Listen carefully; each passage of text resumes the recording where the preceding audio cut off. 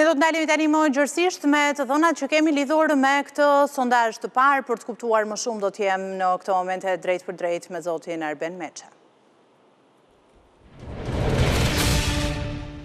Ju përshëndet zoti Meçe, faleminderit që jeni me ne.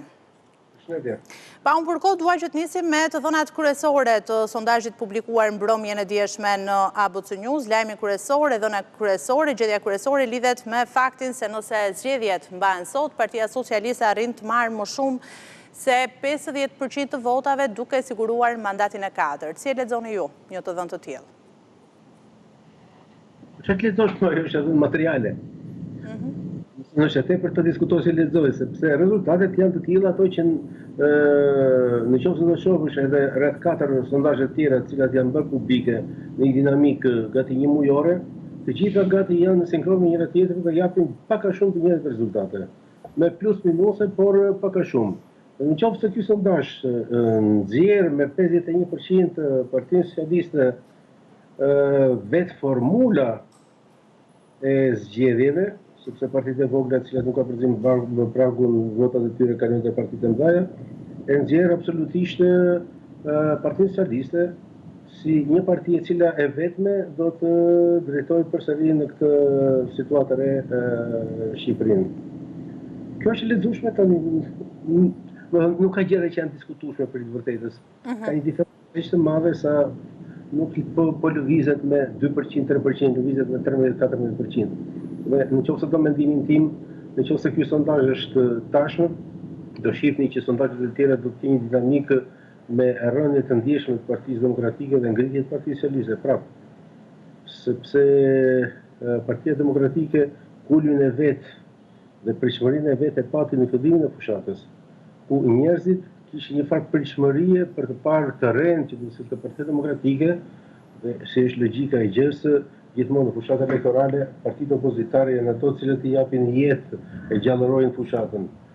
Ndërkohë ajo që lexojmë tani është që kjo është fushata me vakt deri organizuar deri më sot dhe në ngritje praktikisht në aktivitet është Rama dhe Partia Socialiste. Është shumë dinamike aktiviteti i Partisë Socialiste. Po, edhe për ta sjellë në fakt në vëmendje edhe gjetjen që ka sondazhi, flet për një rënje në 7% të aleancës së Partisë Demokratike dhe kjo është e krahasuar edhe me një moment tjetër politik që lidhet me bashkëpunimin që ka patur Partia Demokratike dhe Lëvizja Socialiste për Integrim me të tjerë lider dhe kryetar në atë kohë në zgjedhjet e 2021-shit. Pra që do thotë një rezultat shumë i dobët apo jo? Natyrisht është shumë i dobët, sepse pas 3 vjet qeverisje me gjithë ato problematika që do të testojmë dhe do të nxjerrim përpara të gjithë qetësimet që ka qytetari.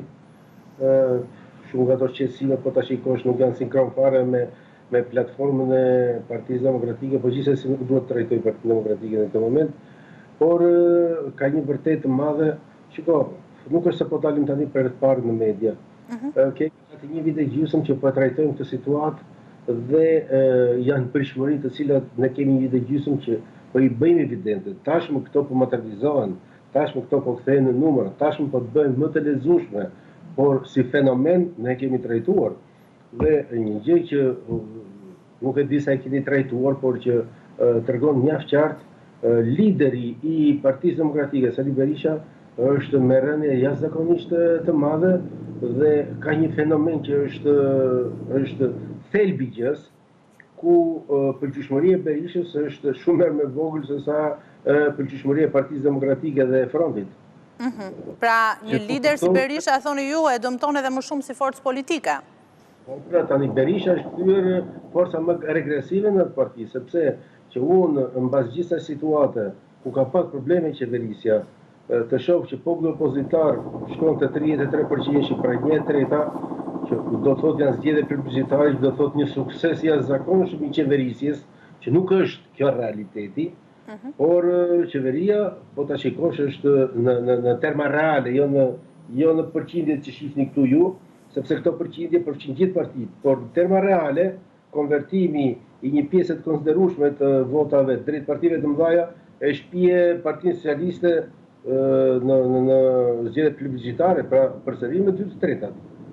Dhe të pretendosh mbas 3 vjetësh qeverisje me problematik, me sukses apo me problematik, që Partia Socialiste të dalë përsëri plebiscitare, do thotë që dëmi që i ka sjellë Sali Berisha dhe Ilir Meta të dy së bashku koalicionit ose opozitës shqiptare është i pallogaritshëm. E kuptova. Nëse ndalemi tek sfida edhe tek betejë kryesore që lidhet në fakt me dy liderët, me Edi Ramën dhe me Sali Berishën, duke patur parasysh se pas shumë vitesh rikthehet një sfidë e tillë. Unë dua në fakt që të ndalemi në terma konkret, 35% shprehin pëlqyeshmëri dhe opinion pozitiv për Sali Berishën dhe 52% për Edi Ramën, që lidhet në fakt edhe me atë që ne diskutuam së bashku për një diferencë shumë të madhe sa i takon opinionit pozitiv edhe dëmtimit që dhe ju parashtruat se ndoshta Berisha po i bën Partisë Demokratike. Pra, do të theksojmë, këto zgjedhje në mënyrë si po zhvillohen, praktikisht janë zgjedhje, janë imazh të i liderëve, pra besueshmëria tek lideri, jo te rezultati i qeverisjes apo rezultati i punës në opozitë. Është shumë e rëndësishme të theksojmë dhe po ta analizosh me qetësi situatën, shef që përqindja e Partisë Demokratike dhe koalicionit afrohet absolutisht tek Berisha dhe përqindja e Partisë Socialiste afrohet tek Rama. Ka një ndryshim thelbësor.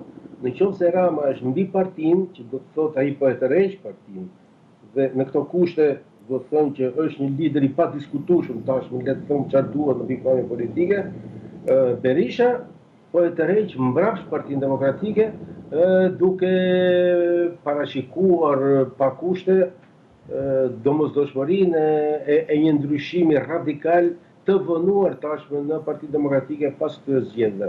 Dhe ajo që ne duhet lexojmë tani nuk është më përfundimisht rezultati, sepse thash, në qoftë se media juaj ka bërë një test, një sondazh, janë rreth 4 media të tjera, të cilët e kanë bërë sondazhin dhe rezultatet janë 13-14 pikë Partia Socialiste me Partinë Demokratike dhe i njëjti marsh pastaj shkon edhe në pëlqyeshmërinë ndaj liderit.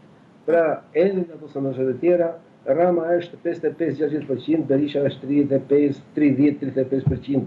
Kështu që për sa i përket rezultateve, do të thënë tashmë ne treshim surprizën, do kaloj 2/3 apo nuk do kaloj 2/3, pra do të jetë realisht plebiscitare apo do jemi afër plebiscitare. Ndërsa për fitore nuk mendoj se debatohet më tashmë, jo vetëm sondazhet, por duhet të thënë edhe një gjë që edhe realiteti i lexueshëm tash në fushat elektorale na tregon qartë pak a shumë panoramën fizike të zhvillimit të ngjarjes dhe pritshmërinë edhe pas sondazhe të këtyre ngjarjeve. Edhe në fakt për këtë doja t'ju merrja një koment fundit me që se takon ne jemi në po themi në mes të javës së dytë të fushatës elektorale, thuajse në gjysmë të rrugës. Si keni lexuar ju zhvillimet deri më tani dhe çfarë prisni deri në përfundim, deri në datën 11 maj kur qytetarët do të japin preferencën e tyre politike përmes votës?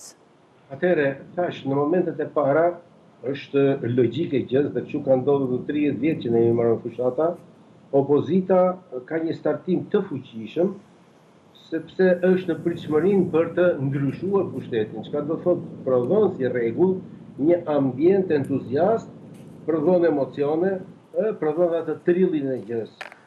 Dhe kjo ka qenë momenti i parë i Partisë Demokratike kur ai hodhi në terren gjithë bateritë e tij nga civitaje, sa ishin me radhë pritshmërinë nga Amerika, pastaj pritshmërinë e një organizimi të madhështor që do t'i bëj, pastaj doli me tezën e madhështisë. Të gjitha këto duhet ta shpinin pa kushte Partinë Demokratike në fillesat e veta në 40-45% dhe pastaj nëse ky shtat do të ruaj, do vinte normal në 50% një pritshmëri e një zhvillimi të suksesshëm të opozitës. Çfarë ndodhi?